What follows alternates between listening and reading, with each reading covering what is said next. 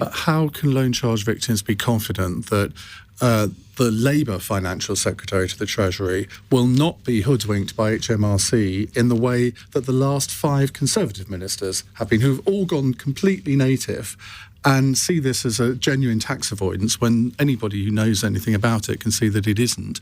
I mean, this is the Post Office, and it could be the Post Office writ large, couldn't it?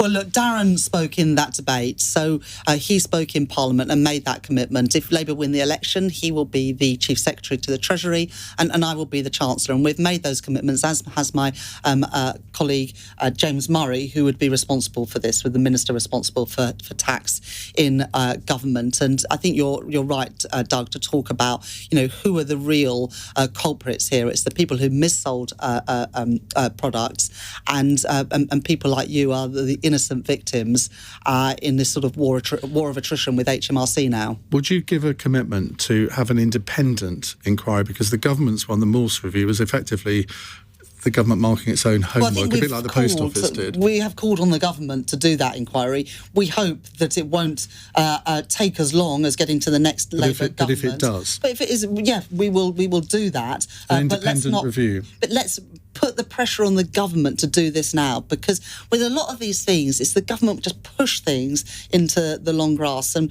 we must encourage them to act, because many people like Doug have waited too long I accept that, but I think a lot of people listening to this, and this will go all over the internet, I can assure you, I think they would want to know that you're committed to, if it isn't sorted out by the election, an independent review rather than HMRC marking itself.